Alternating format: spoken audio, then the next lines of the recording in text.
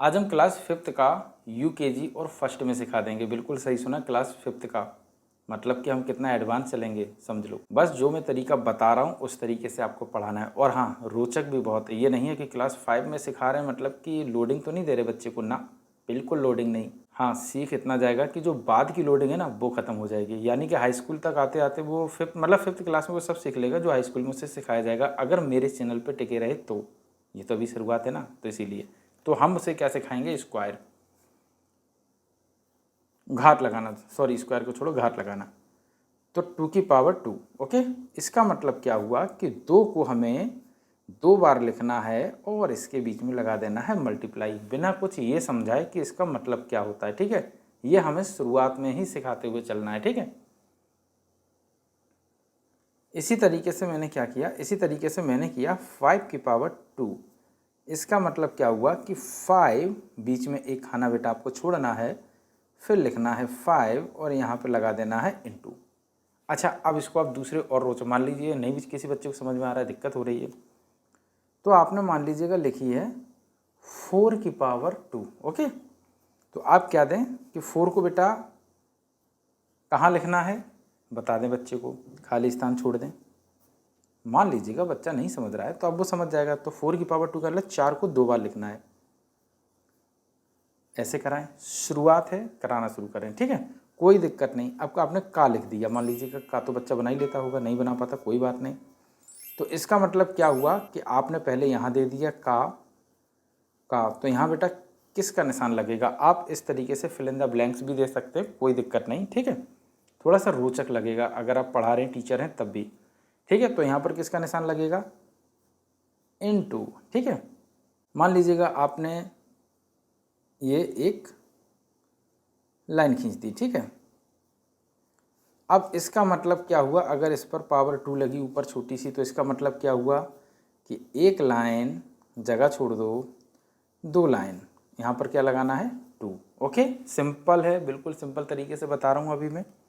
इसी तरीके से मान लीजिएगा आपने 3 की पावर 2 लिखी है, तो इसका मतलब क्या है बताइएगा कि 2 बार 3 लिखिएगा। ठीक है, एक खाना छोड़ दीजिएगा और बीच में।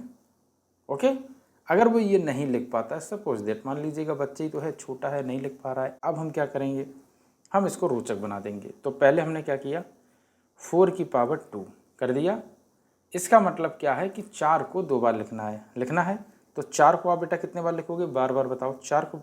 तो वो बताएगा, अगर टीचर पढ़ा रहे हैं तो कहेगा सर 4 को 2 बार लिखना है। ठीक है,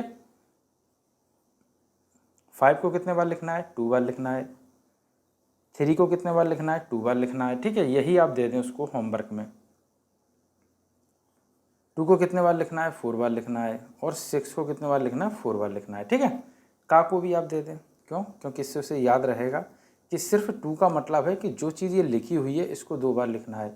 फिर वो किसी का नाम हो सकता है, कुछ भी, दुनिया की कोई भी चीज़, अगर पावर 2 है तो इसका मतलब है इसे 2 बार लिखना है।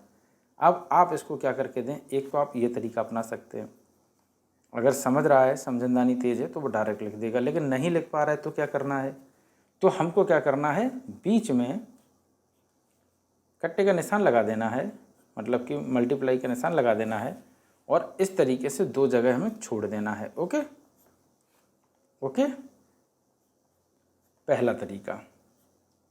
ठीक है, ये तो पहला तरीका हो गया है। लेकिन अगर मान लो वो, सॉरी,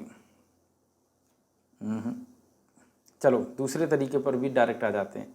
6 लिख दो, यहाँ 6 लिख दो, बीच में जगह छोड़ दो। ठीक है, का लिख दो, यहाँ जगह छोड़ दो, का लिख दो। इससे क्या है, उसको एक तो ये समझ में आएगा कि यहाँ 4 को 4 4 लिखना है, 4 4, 5 5, 3 3, 2 2, और यहाँ उसको ये समझ में आएगा कि मल्टीप्लाई का निशान लगाना है। ठीक है, पहला तरीका। सेकंड तरीका क्या है, आपने मान लीजिएगा 4 दिया, 4 की पावर 2 की। ठीक है, तो आपने क्या किया, आपने बच्चे को बताया कि एक ये और 3 खानों में आपको लिखना है। ठीक है, 3 खाने, 1 2 3। तो पहले आपको क्या लिखना है, 4 लिखना है। ठीक है, फिर आपको एक खाना छोड़कर 4 लिखना है। ठीक है, आप शायद बच्चे को समझ में आए, कई तरीके हो सकते, कोई बड़ी बात नहीं। अब आपको क्या करना, एक इधर और एक इधर, और बीच में बेटा आपको क्या करना है, कट्टा लगा देना है। अगर कट्टा समझे, मल्टीप्लाई समझे तो मल्टीप्लाई लगा देना है, जिस मीडियम से ही पढ़ रहा हो। ठीक है, इसी तरीके से 3 की पावर 2 देखिएगा, पहले आप 2 से सिखाइएगा, ठीक है। कोई दिक्कत हुई? कितना रोचक लगा? मल्टीप्लाई भर दो, ठीक है। कोई दिक्कत हुई? मेरे हिसाब से कोई भी दिक्कत नहीं होगी।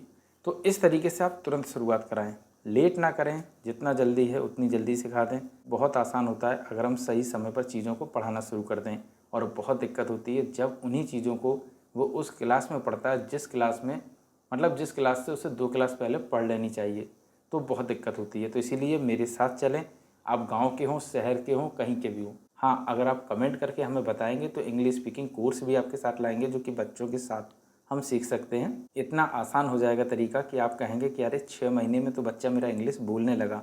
बस तरीका मेरा होगा और तरीका वो होगा जो प्राकृतिक है, मतलब कि क्रिएटर द्वारा बनाए हुए तरीके से ही हम बच्चे को इंग्लिश बोलना सिखाएंगे। यानी कि हमारे बनाने वाले ने जो भाषा पहले बनाई है उसी से इंग्लिश बोलना सीखेंगे, क्योंकि उसी से हम दुनिया की सारी भाषाएं बोलना सीखते हैं। तो अगर आप बताएंगे तो इंग्लिश स्पीकिंग का कोर्स भी इसी के साथ इंक्लूड कर देंगे। बाय द वे, ये छोटे बच्चों के लिए है ताकि आप आसानी से बच्चों को सिखा सकें सही तरीके से। आई होप समझ में आया होगा। शेयर करने लायक है तो आप शेयर भी कर दें।